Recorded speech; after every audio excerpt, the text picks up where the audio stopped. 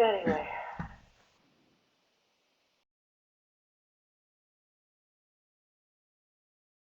Great, everyone. Thanks for bearing with us. Yes, thanks for your patience, everybody. We've got a Friday afternoon series of comic errors. Hooray, you got it.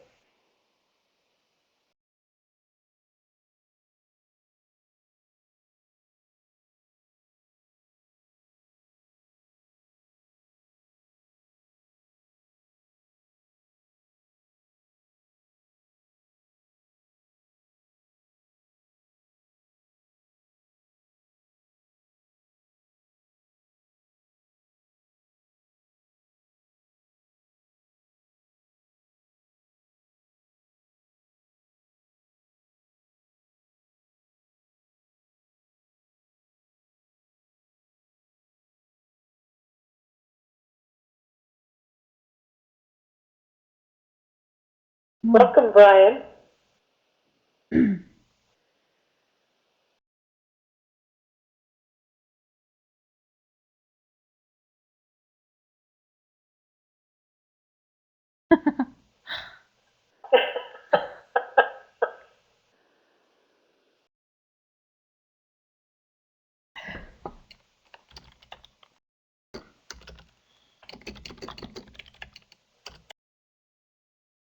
Yay, people are rolling in now. Perfect. Thank you all for your patience and your perseverance.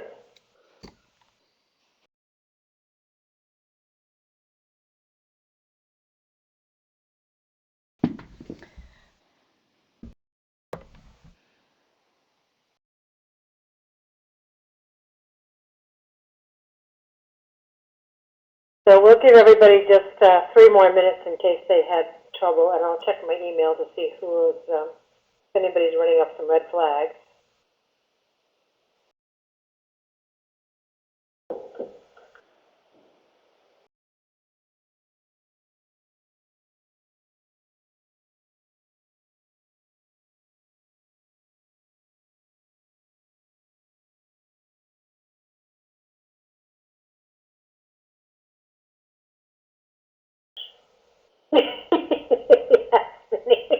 I think this is Murphy's Law live and in action.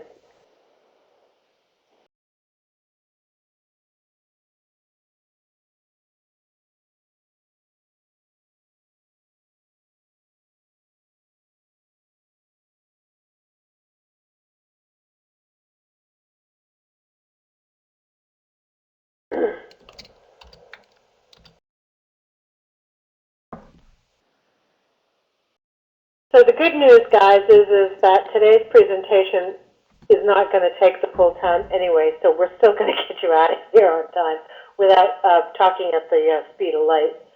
Do it. I hope, assuming no more technical glitches. So Heidi, are you in a good place now? Yeah, as good as it's probably going to get today. I'm on. Okay. I'm happy to be here. We're plugged in and recording, so it's like your voices are coming across well. I think we're set to go. For those who came on late, about 10 minutes before this was supposed to start, my brand new Dell computer crashed 3 times. And it's gone with a potential hardware problem. So thanks to Cornell IT for helping me get back on track, and thanks for your patience. So, all right, well, we'll go ahead and get started, and we'll hope that other folks are able to join us as they're able to find the new link and they're not getting too frustrated out there banging on our virtual door. But this is Mary, and hopefully you all got my email this week. That this isn't actually the first glitch that we've had this week. Our instructor this week was supposed to be Bo Ballou from the Southern Rural Development Center, and he had a travel conflict, which actually puts him, I hope, in the air on the way home to his family this week after a week away. So the first thing that happened was he wasn't able to do the presentation. So we switched up gears a little bit, and Heidi and I are going to go ahead and talk about community sustainability today. And I have to start by saying that this presentation is brought to you courtesy of Jerry Hem from the University of Wisconsin.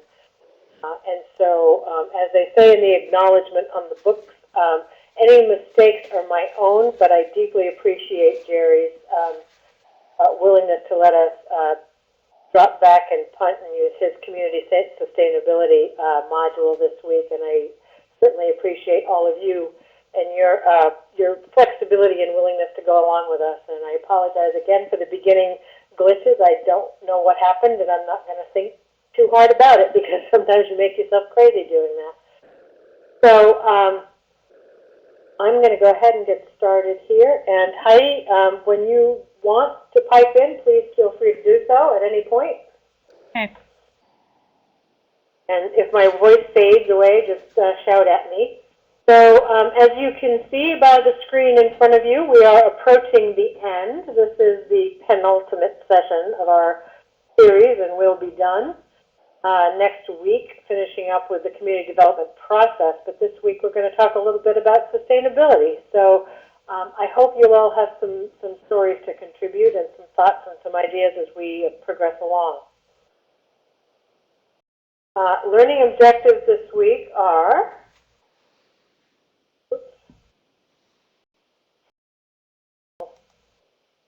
I'll advance, Mary. okay, so learning objectives, as you can see, a little bit first to start with, go back and draw some threads through from some of the earlier sessions and look at some of the historical context of how we've gotten here to this place of community economic development. To touch a little bit on the idea of systems thinking, which I've been a great fan of for a while, and I only understand enough of it to be dangerous, so I'll give you fair warning. But I think it is a very useful way of framing community development conversations. And then we're going to actually share a couple of frameworks and tools that you all might find interesting to explore, and there are links to all of that on the Moodle site. So I would just add that I think there's a few concepts what is nice about this presentation is there are going to be some things in here that are familiar based on our earlier sessions. So in addition to probably the work that you're doing. So yeah, we'll start here with some work that originally was proposed by David Orr, who is a faculty member at Oberlin College. And he's done a lot of writing on the subject of ecological literacy, which sounds very complicated, but is in fact boils down to 4 major challenges, which you see on the screen in front of you. First of all, what is the relationship between our economics and our biosphere, which is something that we'll be talking about over and over again this afternoon. What's the key to decision making? I love the phrase arts of citizenship and government because it really is an art, and all of you that work in communities certainly know that there is definitely an art to getting people to agree, and how people come together in civic and civil debate. So the civics and the civilness of the debate is really an art. Education and the public needs. The public needs evidence-based information to build their debates on, so it's incumbent on us to make sure that we get good information pushed forward to them so that they have information. And then, the take-home message here is really that if we continue to try fixing communities and system-level problems by addressing one aspect at a time, then real sustainability is going to continue to elude us. And so it's always nice, I think, to see these kinds of things include something like this higher level of spiritual awareness, because I do think that this is really a mind-body-spirit kind of a session and kind of thinking. So we're going to go back here and way back in week 1, if you can remember back that far, Steve Steve was here, and he sort of gave us a very brief overview of how we got to where we are in economic development. And I'm going to go back quickly and just do a quick review on this. Whoops, I keep putting the wrong button forward. Whoops. Back one. Okay, sorry about that. So we looked at it briefly on week one, but it's probably worth taking a quick look at again now with a few weeks of context under our belts.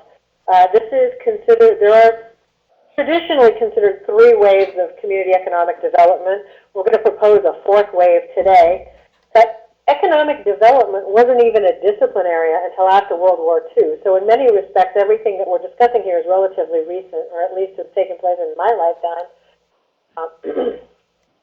So basically the first wave, as we heard from Steve in week one, is about recruiting. It's about actually going out, and the goal is to have as many businesses as possible, selling as many goods and services as possible to those external to your community. So really the goal is to go out and entice businesses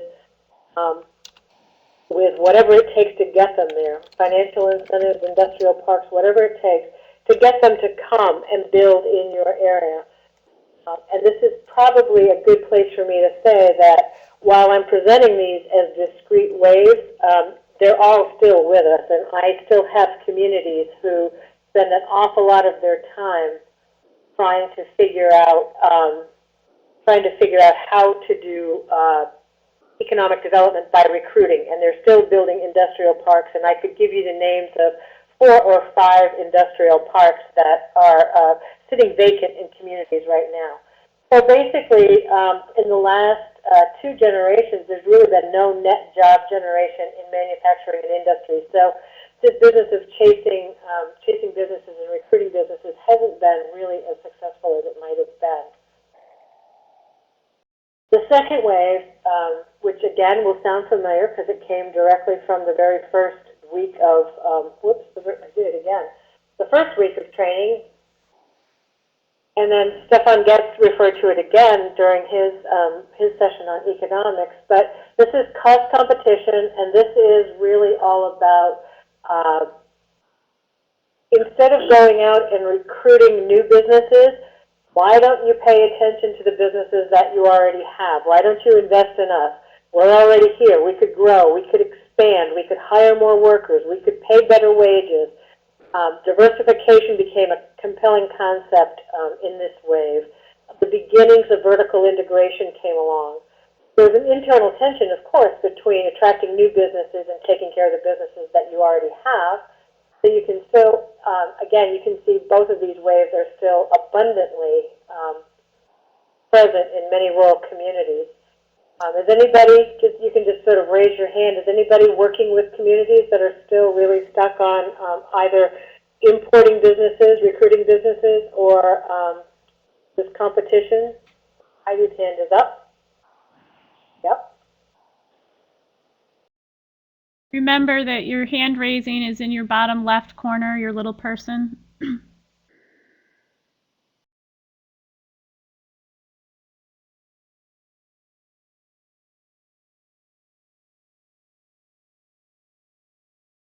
So while you're all thinking about that, I'm going to move to the third wave, which is really fairly recent and fairly present with us and still emerging, I would say. And this has to do with regional competitiveness. It has to do with clusters, business clusters, as you heard Stefan Getz talking about a couple weeks ago. It has to do with enhancing regional resources, figuring out what's your niche, what is your expertise, what distinguishes you from other regions. Certainly all the work in entrepreneurship that we've been seeing is well represented there, as is this business of building on regional collaborations.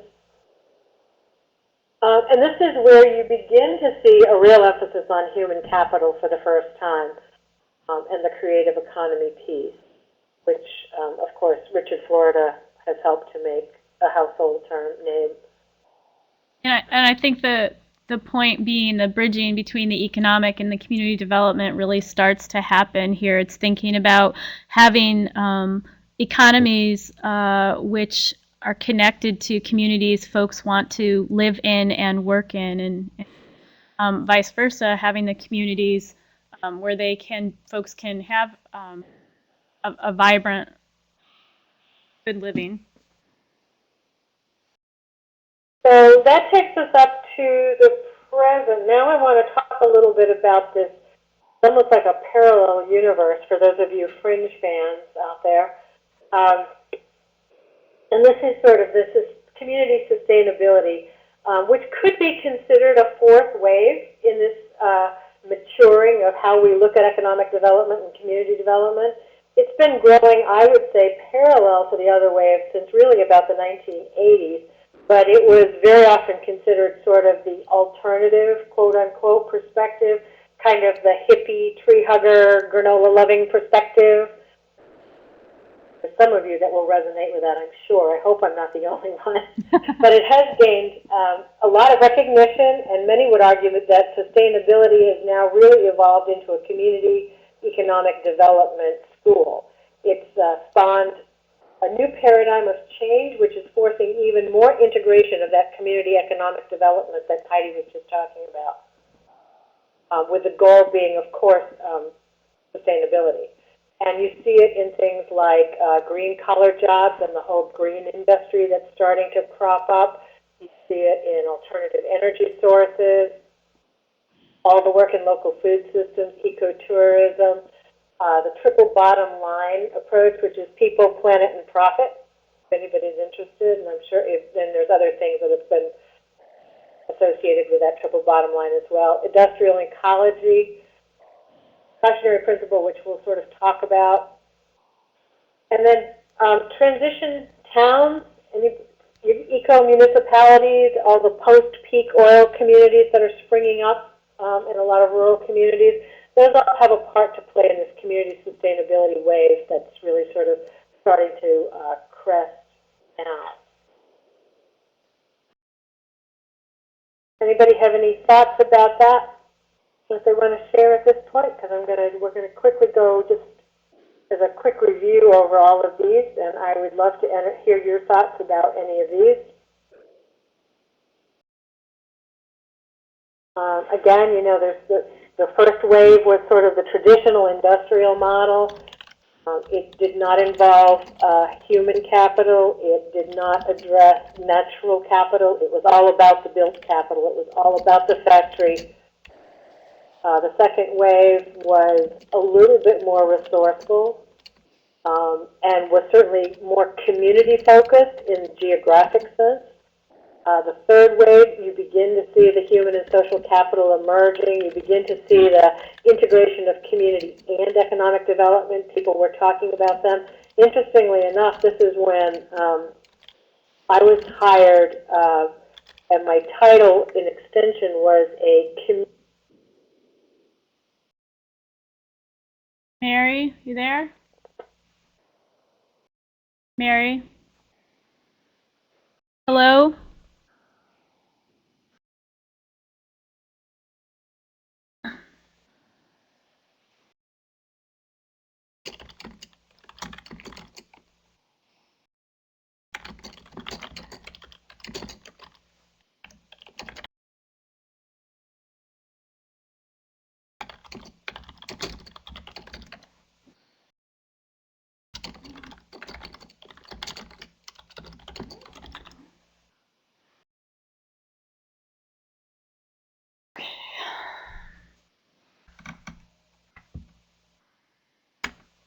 This has been one disaster after another.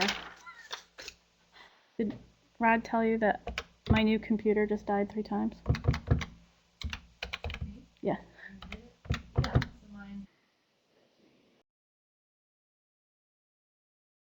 Oh, great.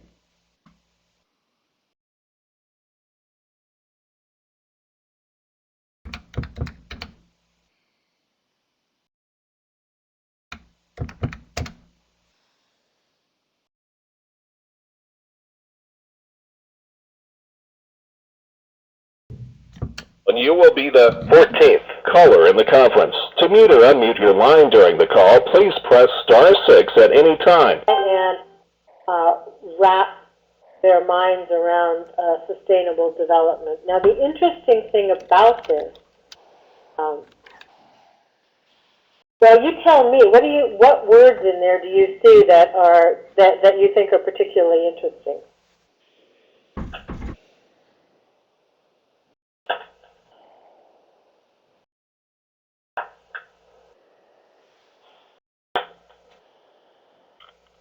I'll say just looking at this is Minnie, looking at meeting the needs of the present.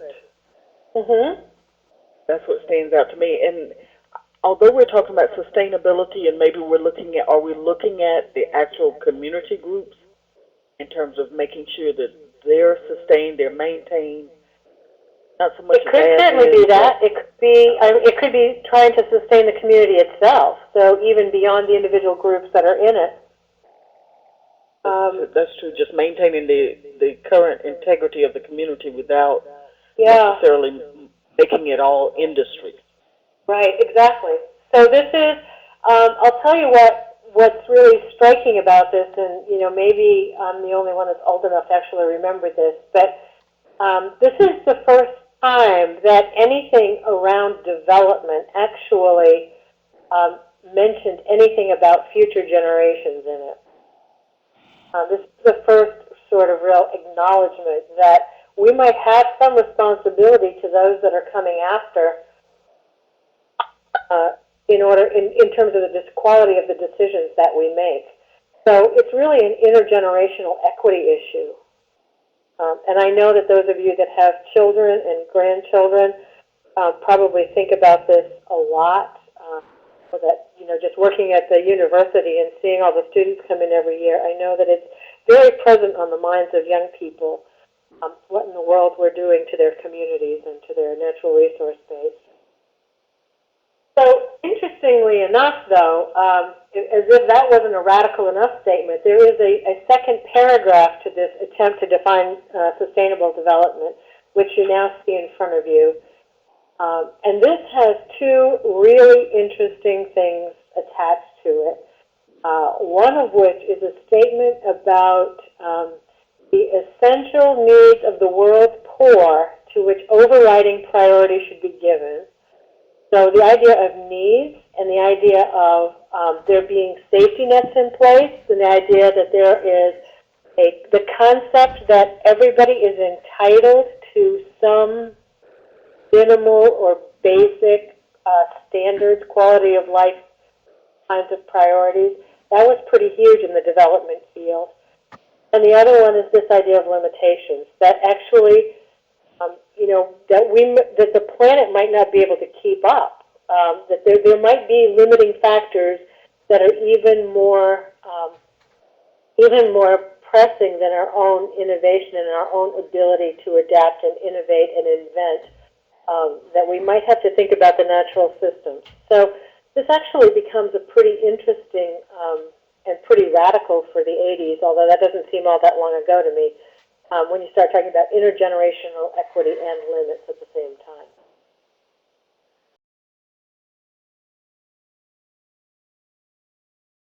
So for those of you that are a little bit more visual, I have one more slide here that we can, before we move on to a different topic. But so this is, again, that industrial model that we started with, and you can see that there's three capitals, the environment, the economy, and the society.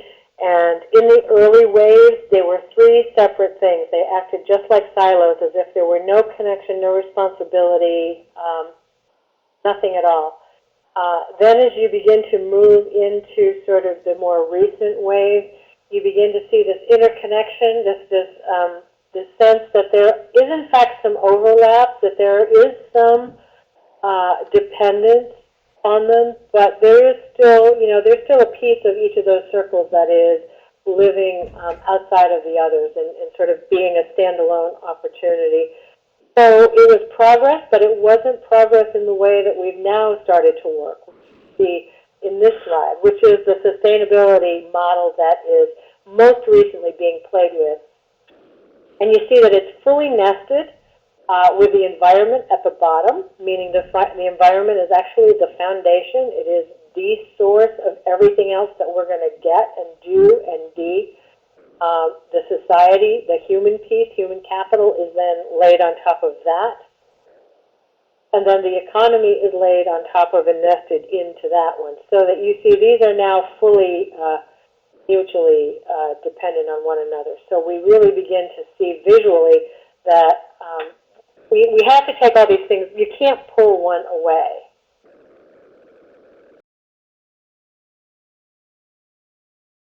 So this should look familiar to you. This is our community capitals framework that I think has showed up in just about every presentation that we've done. And this was extraordinarily visionary and helpful when it was developed, because it was the first time that we started teasing out all of these different capitals and really sort of saying each of these capitals is important and has a role to play in how communities function. And if one of these capitals is not functioning correctly or is sick or is underperforming, it's going to have some sort of an impact on all of the rest of them.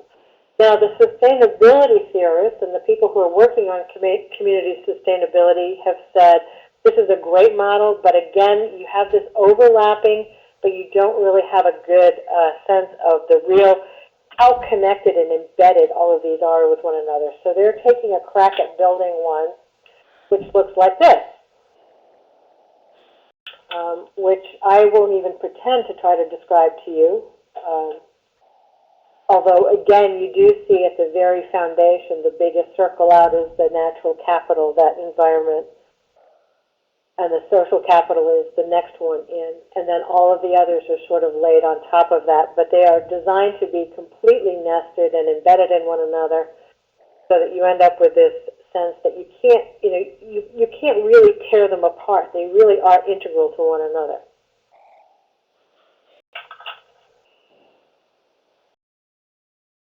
Mary, do you know how new that one is?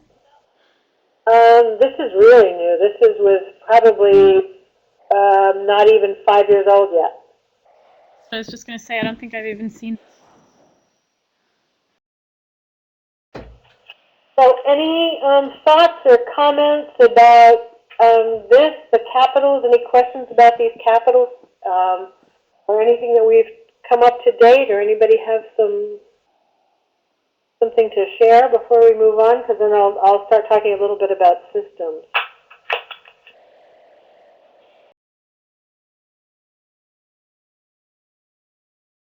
Yeah, Minnie made a really good point, actually. This is innovative and new, but it really, if you think about sort of what Native Americans have been talking about for centuries, and even some of the Eastern cultures, about this, the 7-generation principle, and the fact that, anything you do, you need to think 7 generations ahead to imagine what the impact will be. It maybe just took us a while to wake up to some of this, but I think that all of the recent issues that we've had around the environment and oil, and have we reached peak oil or have we not reached peak oil, are really starting to get even the most stalwart people invested here on board with this thinking.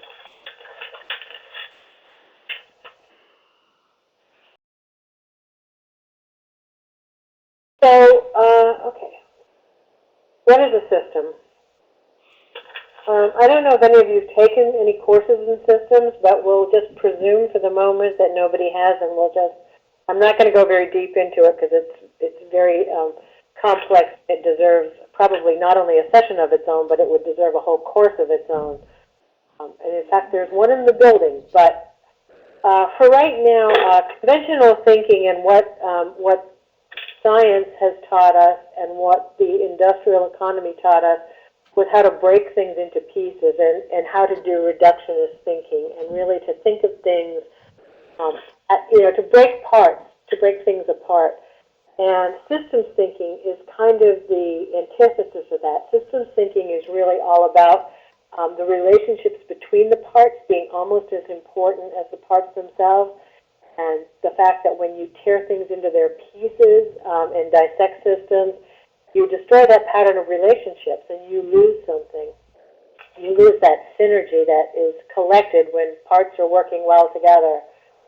And I think all of you maybe can relate to that when you think about community groups that you've worked with, and how each individual has their own personality and their own beliefs and their own values, and yet somehow when it's really working well and they come together in a community group, they really are able to click along at a fairly amazing rate. far more than each of them could do individually.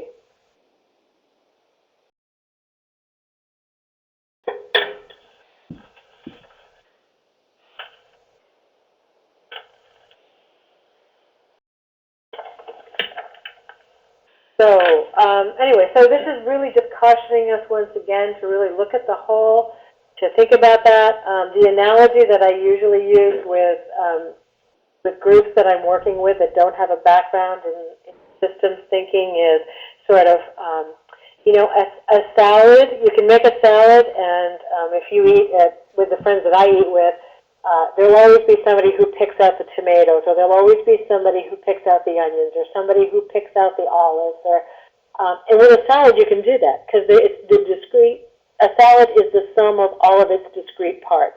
But if you think of like a soup or a stew where things sort of cook together and blend together, it gets really hard to pick out the stuff that you don't really like, and you don't get a chance to really see the things that all the things that are going into making up the complex flavors that you're experiencing. So systems are all about looking at the whole and thinking about how can we impact this system without deconstructing it to the point where it doesn't make sense anymore.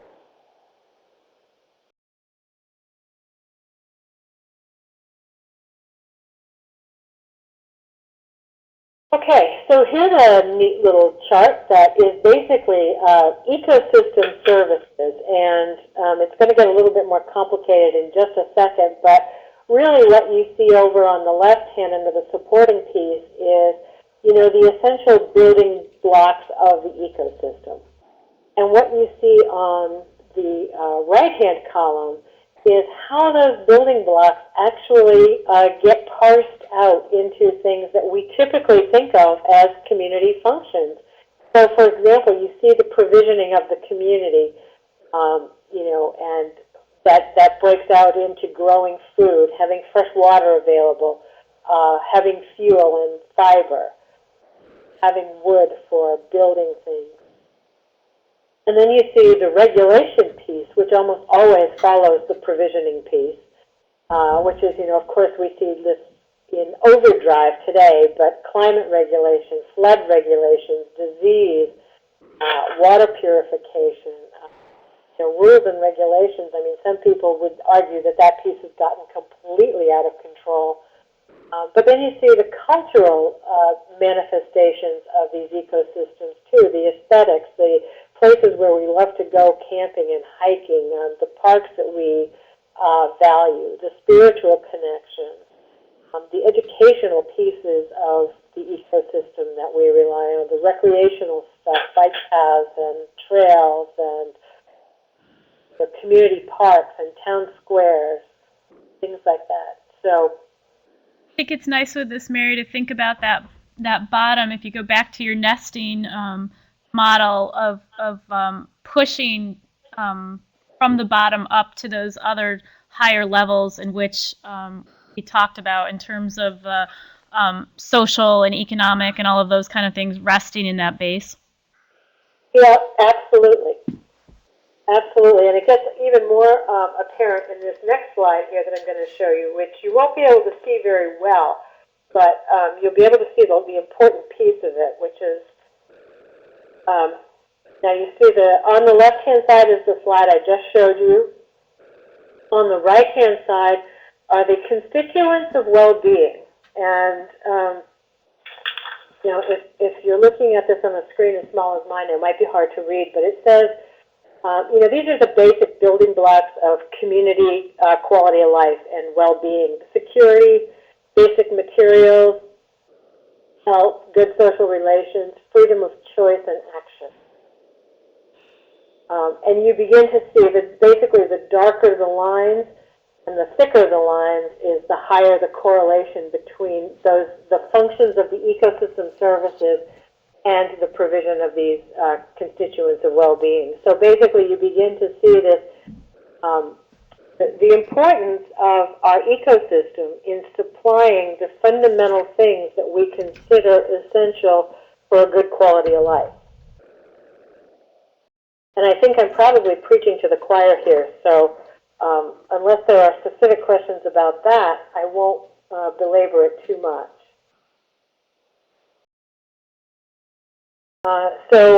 Again, we're moving towards the local level. Bear with me. I've just got a couple more slides here in case you want a little bit more evidence. And these are some pretty key science-based analyses that have come out recently.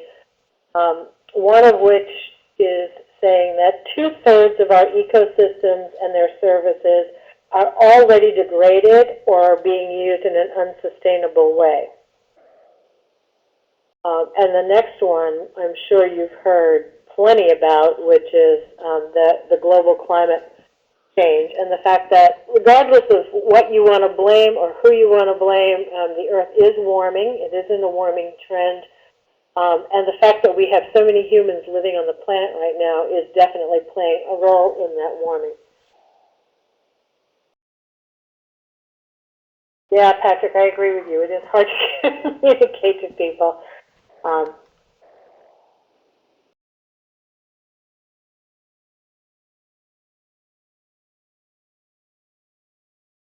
Does anybody have comments on that, please?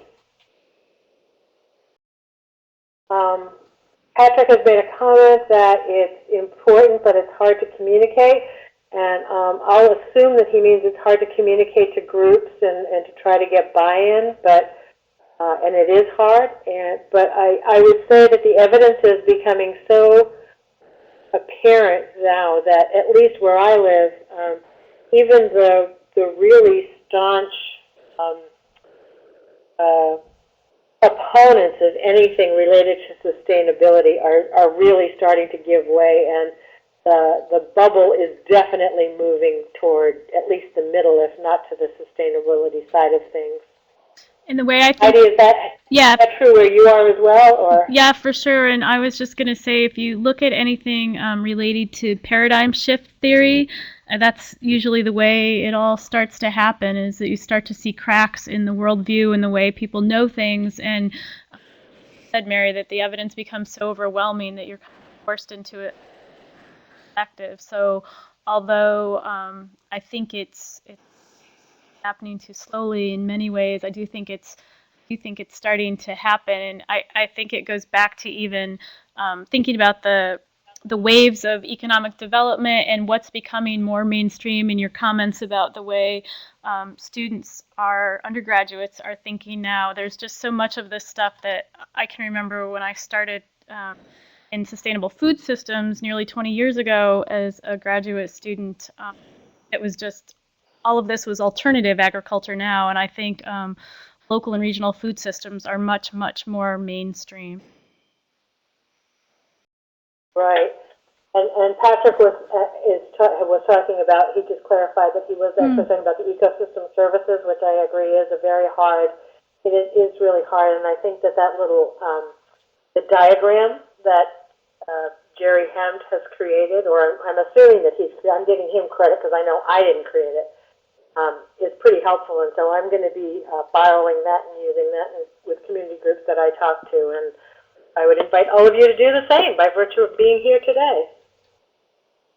So the shift is happening, though. I mean, there are new ideas, even in economics, even in development economics, and we're starting to see some new ideas gaining traction that reflect both the science of our natural world and the trends of growth and the limits imposed. So as Heidi said, there is a paradigm shift. Those cracks are starting to show. And the way that it's sometimes proposed is in these 7 big ideas in economics, which are sort of the new and improved. If economics books were on the grocery store shelf, they would have a big new and improved label on them. But the first one is certainly adjusting the economic scale relative to the finite ecosystem. And we still have a long way to go, but I think we're finally realizing, and I think the economic readjustment, or whatever they're calling it these days, has done a lot to show us that when people consistently live beyond their means or live on money that they haven't actually made yet, that eventually the bottom will fall out of that. I think companies are learning exactly the same thing, that they cannot keep up with the current current pace of growth that they have been accustomed to, no matter what their shareholders might actually want. The shift from growth to development is happening, and by growth to development, I'm talking mostly about acknowledging the importance of things other than just getting bigger. That sometimes it's better to get more mature or to be more social. And you see this a lot in, there are these surveys done now that are called happiness studies, and I actually just saw one on the news the other night. And it's really starting to show that people value things more than money, that it's not all about bigger and better and how much can I amass and how many toys can I have, that there's really other stuff that there's other stuff that matters, and those other things that matters are often non-material and related to social interactions, related to quality time with family, related to friends, related to social events. So a lot of this is sort of starting to make its way into economic theory development, which is fairly remarkable.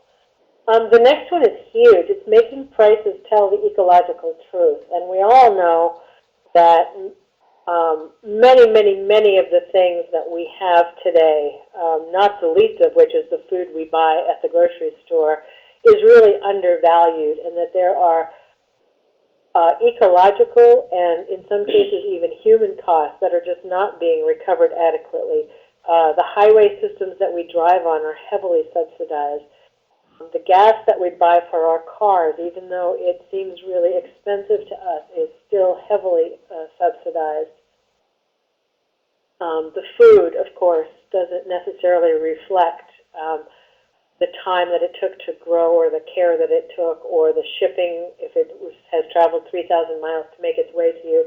So there's a lot of costs that are not being represented accurately that consumers are sort of getting a free pass on. And there's a movement afoot to actually begin to say, maybe there's two costs. There's the cost that you're paying at the cash register, and then there's another cost in the form of carbon credits you've used or something else of that nature.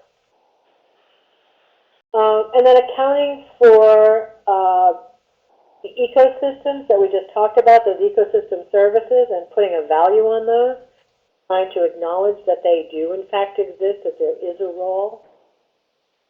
The precautionary principle, which is basically, it basically says, make sure there will be no harm from the adoption of new technologies, and if you're in doubt as to what potential ramifications might occur, then err on the side of caution.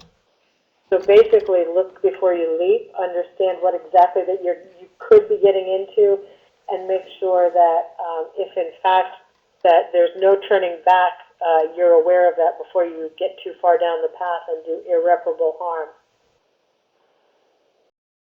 And then the last one, one of the last ones is, of course, revitalizing commons management, which basically means managing open access resources, which are things like, you know, the oceans, the air, the things that don't come with hard geographic boundaries, the things that we can't actually manage. So figuring out that if we share the oceans with everybody and everything, then we have to be mindful of that nobody is going to be able to make a decision that's going to impact the health of the oceans on their own.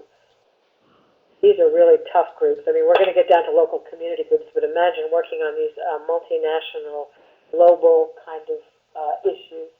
And then the last one, of course, is one of just human equity.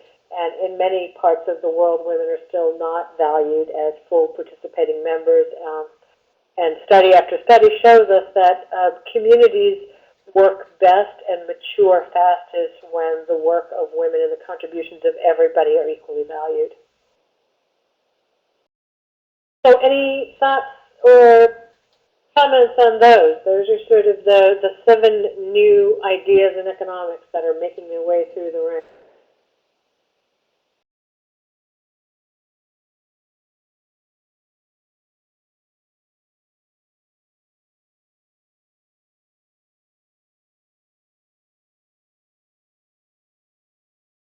I think it's all right, exciting. Well, we'll take a look at here at the growth trend summary. Now, this is the past 2 centuries, which, there's nobody alive that has seen this, so it's a big chunk of time. But still, if you think about population on the planet has increased 6-fold.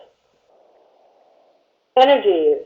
Anybody want to take a guess? How much has energy use increased in the past 2 centuries?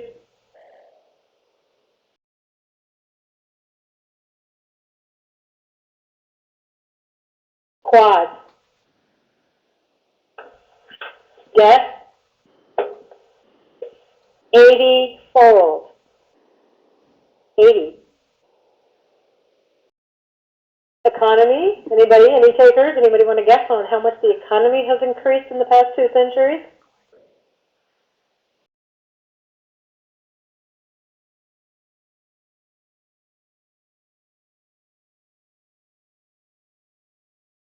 So 68 times the economy has. And this is just one of those little throwaway facts that's kind of fun, but it took all of human history for the global economy to reach the 1950 level of 5 trillion. This decade, in this last decade, the one we just finished, the world economy has expanded that much in a single year. That's sort of how quickly things are ramping up. Okay, but so that was 2 centuries. That was a pretty big bite of time. You would expect that kind of increase, I guess. So let's take a look at what might be happening in my lifetime, almost my lifetime, not quite. I'm not quite that old, but getting closer. Population has more than doubled. Okay, this is 1950 to 2000. Economy has grown 7 times. Food consumption has tripled. Now, I think it's very interesting that the population has doubled, but food consumption has tripled. And the reason for that, say the experts, is because as people get more, as people get more wealth, they eat more, which I guess plays out. This is why we now have an obesity epidemic in this country. Water use has tripled. And we're not making new water, remember. So water use has tripled. Energy use has quadrupled.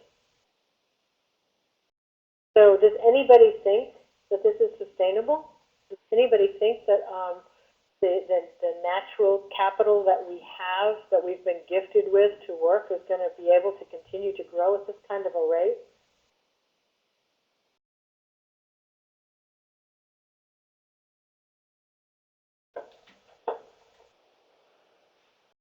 All right, so let's just bring it down to the levels where we all work now. Talk the rest of our time about sort of these community stories that make things happen. Back to back to week 1, where we first started to float a definition of community development. So what is all this going to mean to our work on the ground in community? Well, let's take a look again at this definition. A group of people in a locality initiating a social action process, change their economic, social, cultural, and/or environmental situation. So hopefully that doesn't look too different than what we've seen a couple of other times.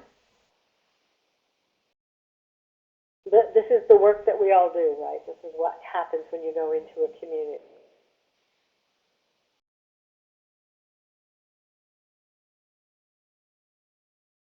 So we'll talk a little bit about a couple of about some tools. Because tools are fun. And the first one is the Natural Step, which is actually a nonprofit that is based in Canada and works on developing strategies for groups. And by groups, I mean they have a model for communities, they have a model for businesses, they have models for, I think, for individual groups, family groups. And it's all about sort of helping create a science-based systems framework to help them take meaningful steps towards sustainability. So for a business, for example, one of the businesses that is based here in Vermont is 7th generation, and they have been using this model for a while now. And I know that Wisconsin has been using this pretty heavily. I don't know. Is anybody familiar with the natural step? Has anybody had any actual working with any of their products? This is a map of Sweden. Sweden has taken the natural step framework to heart, and they've got many eco-municipalities springing up around the country. Again, Wisconsin has as well. Heidi, do you know, are eco-municipalities happening in New York? Yes, for sure. I'm just thinking we have Eco Village in Ithaca, which I know is a little bit different, but they certainly come out this way. And there are more that are, I think, working with the natural step and transition communities. So I think we're not exactly the eco-municipalities. Now, Mary, was do you remember if the natural step actually emerged out of the Swedish eco-municipalities? I was thinking it was connected to something in Europe. It came from, no, it didn't come out of Sweden, but Sweden has probably taken it the furthest. Okay. The founder actually is in Canada. He's not very far from us, actually, and so he speaks around the Northeast fairly often.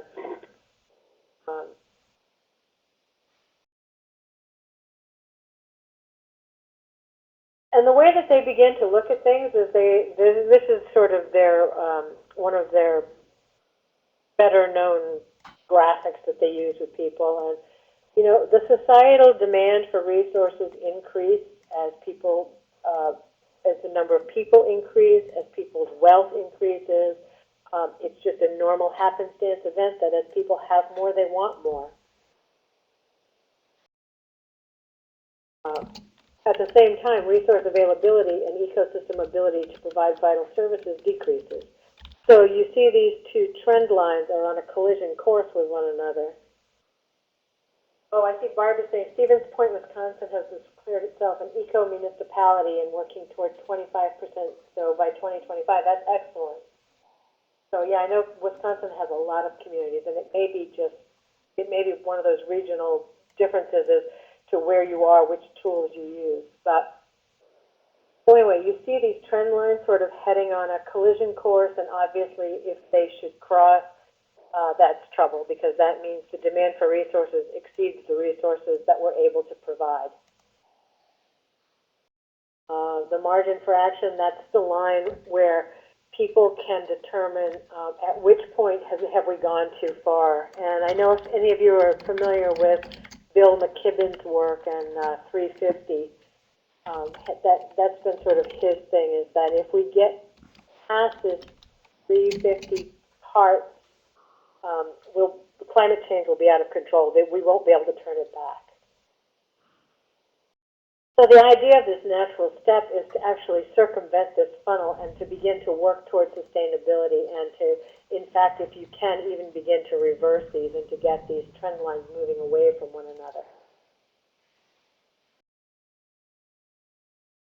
And the theory being that if you can actually get a handle on sustainability, you will actually decrease societal demand for resources, which in turn not only increases the number of natural resources available to us, but also gives the earth and the natural system time to heal and recover and manufacture more of what it is that they need. So this is kind of, I just think this is a really fun little graphic to use for people, because it kind of helps them understand a little bit about what all this talk is, because it is kind of complex. So here's, again, coming from this, the natural step, this is their 4 ways which we basically shoot ourselves in the foot. And the first way is that we dig stuff out of the ground, and not only do we dig it out of the ground, but we extract it at a rate that far exceeds the Earth's capacity to recover and replenish. The second one is that we create compounds and chemicals that the planet doesn't know how to use or what to do, that are actually toxic. And they accumulate in the clothes that we wear and in the houses we live in and in food that we eat, and that can't help but create some serious repercussions down the road. And the third one is that we continuously damage natural systems and services they provide. And then the last one is that, again, it goes back to this equity and human and capital again, is that we create societies which are basically unjust. We create societies there where people don't have the minimum that they need to survive, let alone to thrive. So they say these are the 4 things that we do that are basically unsustainable. And of course, like every program, they have a planning framework, and I won't belabor it. I will just simply say that this is their planning framework. It should look very similar to a lot of the stuff that Lori shared with us last week. The first step is, of course, awareness. It's the A at the top. And it simply means that if you're going to work with a community towards sustainability, the first thing you have to do is be aware of the issues, define the problem, and identify some planning framework. This is one choice. It certainly doesn't have to be this one. It could be any planning framework. Lori gave us a couple last week, and other speakers in previous weeks have floated a couple of ideas. But basically, you've all got to be on the same page. Everybody has to be looking at the same stuff in the same way, and you've got to agree on some sort of a framework. The B in the ABCD model is the baseline analysis. Again, once you've decided on what the problem is and what you want to, what the framework you're going to use to resolve it, you've got to have some sort of a baseline analysis. Otherwise, you can't measure progress. You don't know where you're going unless you know where you are right now. So in what ways is your community running counter to some of these natural resource needs that you may have? Where are you actually now? The third piece, the C piece, the compelling vision, that's not new. That's in every community development program, which is, the community's got to come together on where they want to be. So you have to agree on the problem. You have to agree on a process. You have to collect baseline data, and you've got to figure out where it is you want to be. And then the fourth one is basically just go for it, move, get some action steps in place that will allow you to make progress, to measure progress. Now, the interesting thing about the natural step planning framework, and again, I know very little about it, but I will say the thing that I really like is that they advocate very heavily that in this action planning you develop a flexible platform, which basically means that the community will have some way of sort of taking its temperature as you move. And if you're headed in the wrong direction or you're not moving in the direction you want to, that the system will flex and allow you to shift direction so that you can actually have some built-in flexibility, which is, I think, important, especially when you're working with communities in unknown territory, as most of us are when we're starting on these sustainability drive. So any questions on that particular framework? I know I went through it very quickly and I gave it very short shrift compared to how the complexity, but Heidi's put up the website, and the web links are also on the Moodle site, and I would encourage you to go there, spend a little time, look at their stuff. They've got some tools that you can download. It's a nonprofit, so their trainings are, they're a little pricey, but not really for what you're getting. Certainly not anything like it would be if it was a for-profit company. Now, as I said, one of their hallmarks are these eco-municipalities. Oh, whoops, I forgot the D step, sorry, the right step. Eco-municipalities, these are their according to the next step, these are the steps to success for creating an eco-municipality. And if you're working with any community groups that are interested, we'll just put them up here right now. The first one is finding the fire souls, and the other word for fire souls is the spark plugs. And again, last week in Lori's, I think it was Lori that did the network, that showed us the network map, where there was a couple of people that were at really critical junctures of bridging two different networks. That's these people, basically, the fire souls, which I think is a very sweet name. Providing the initial education and raising awareness. This is basically that part of getting everybody on the same page, grounding everybody in the same information. obtaining official endorsement. They're really big on getting the community, mothers and fathers, the invested people to actually sign on to this in a very public way. Involving the implementers, we've seen that a few times. Applying a planning process, again, it doesn't have to be this one, but this happens to be theirs, so of course they're going to use it. Getting the whole plan endorsed once it's drafted is making sure you have buy-in. And we talked back, I can't even remember who, I guess it was during the power, when we were talking about community power situations. The fact that if your stakeholders, if they're not buying in, they could easily torpedo stuff. So it's important to know where the power is centered, who you have to reach out to, how you get people on board, and what is most important for people to see so that your plan actually does represent the community.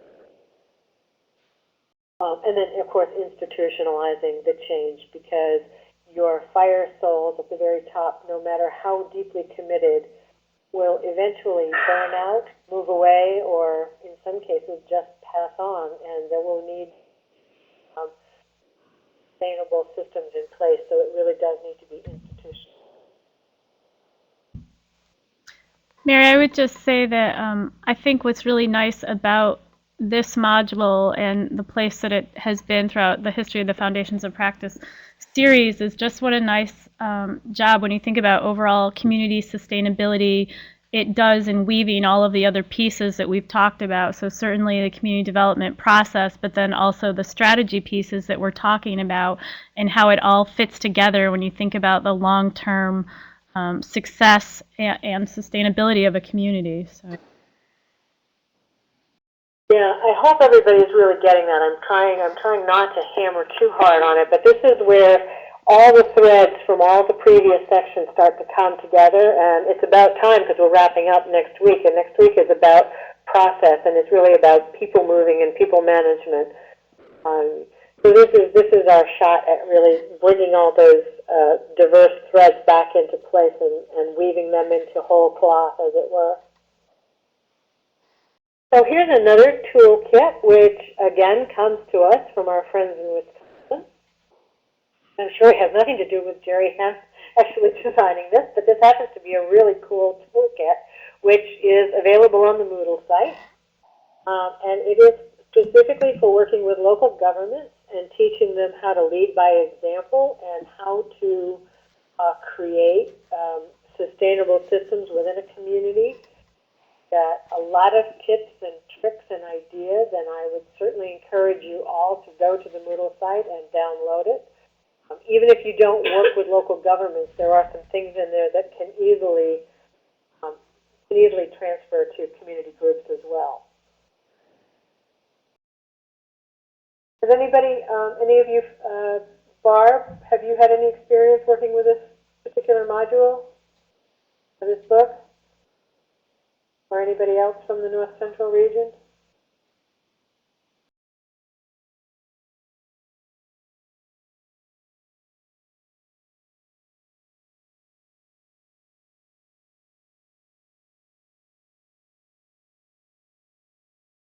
Okay, then we will continue to move on towards sustainability then. And here's just a laundry list of things that you can be thinking about and doing. First is to convene a task force. What community group doesn't start with this one? And by now you've heard for 6 weeks about the tips and tools, about the importance of representation and making sure that you cast your net broadly, doing some sort of assessment, using that data that we talked about at the second session, I guess it was, about going out there, finding the data, getting some numbers, drawing some maps for people, creating these compelling scenarios that people have to accept because you've got the data now right in front of them, developing recommendations for consideration. A formal commitment toward becoming a sustainable community is really important. It's important to make that step public, and there's just something about declaring it that sort of reinvigorates people and gets people on board. finding a principle or a framework. You know, we've given you one. There are others. There's the one that we use in Vermont quite often is transition towns, and that's transition US. And that particular framework is also available online. There's materials there, and I think I put the link to that one on the website as well. And so we tend to have a lot more transition towns than we do municipalities around here. But again, I think it just is because those spark plugs dialed into a particular platform and or a framework and went with it. An advisory group to keep things moving and plodding along when the going gets tough. Establishing a department or reconfiguring existing departments, or hiring a director of sustainability. Does anybody live in a community that has a director of sustainability? Very curious.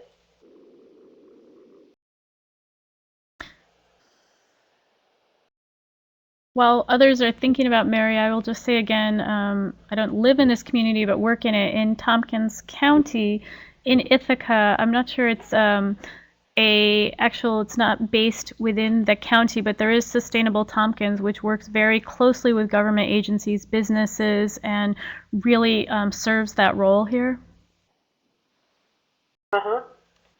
Okay, so I see Patrick has said that Chatham County, North Carolina does. Well, that's cool. And Kim's got a task force, so that's nice. We have a task force as well. I'm realizing now that Kim has said that because I was like, geez, if Burlington, Vermont doesn't have one, who does? But we actually have something called a legacy committee, which is maybe the same thing.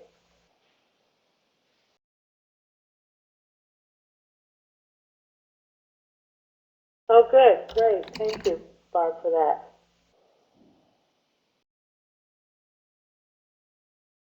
So, and again, once you've gotten this department established, you have to educate and train staff and officials about sustainability and the importance of sustainability and the fact that you know, it's going to start at it has to really start at a grassroots level and bubble up, but it also has to start at the town offices and trickle out as well if you're really going to have movement in a community setting. And then establish demonstrations.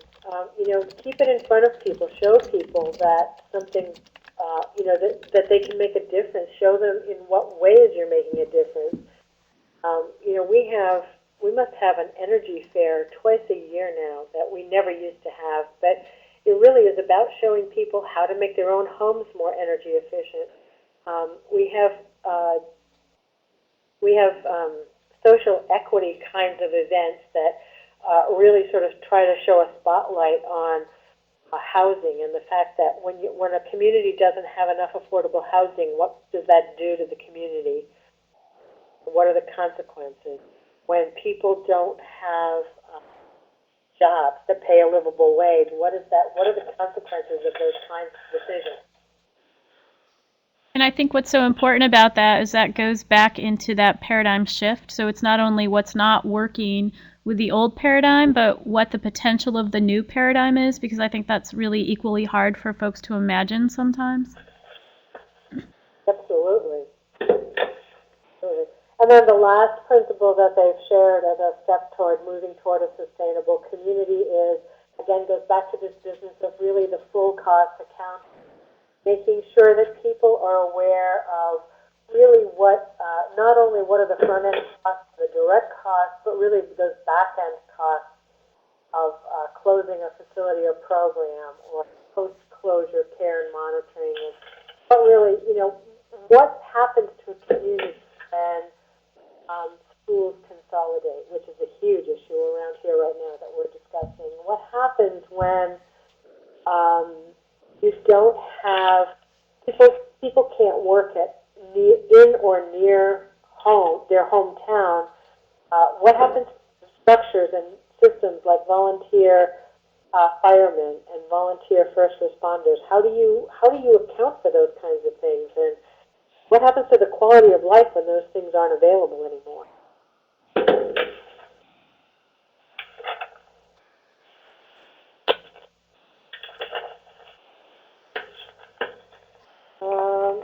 think I am right now at a place where, oops, oh no, I'm sorry, I forgot the most important one. My business officer would be so mad.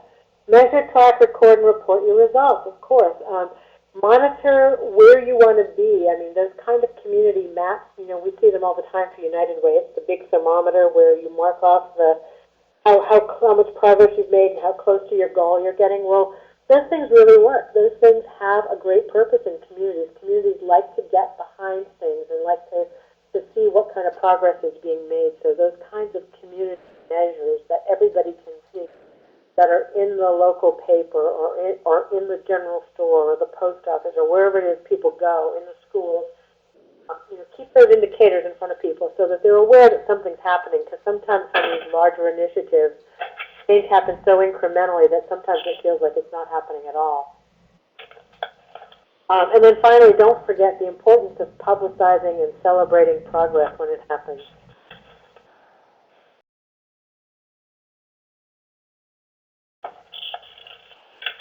Okay, so I see I managed to fritter away most of the time, but anybody, comments, questions, ideas, solutions? Feel free to unmute your phones.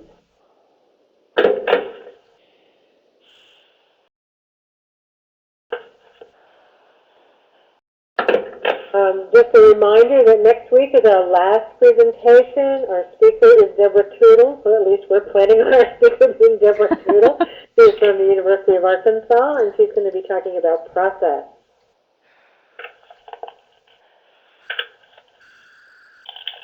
So at Chittenden County, RPC, tell me more about what you mean about conversations on less.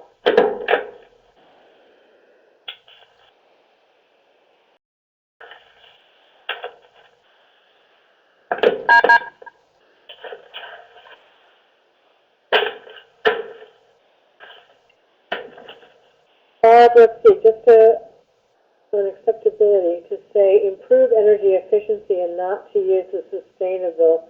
Oh, interesting. Yeah, that's great. That's really interesting because we've to focus on efficiency. Yeah, I think we've done that too. Although I don't think we've actually decided to do that in any kind of a formal way. I think it's just that people always act in their own self-interest first. And so anything you can do to focus on efficiency is a big win for them. Mm. And Patrick is saying he's got people who hate the term sustainable and related to the UN. Amazing. The only thing I can sort of relate to is back, and this goes back a ways, is that relative to my work in agriculture, people used to hate organic, the word organic, and so we would never say organic. Instead, we would start saying sustainable. Well, then they caught on that we were still talking about something that was not the usual way of doing business, and they learned to dislike that too. But I have to say that in the last probably 10 years, I think that has pretty much disappeared. We don't seem to have much of a backlash around the word sustainability anymore.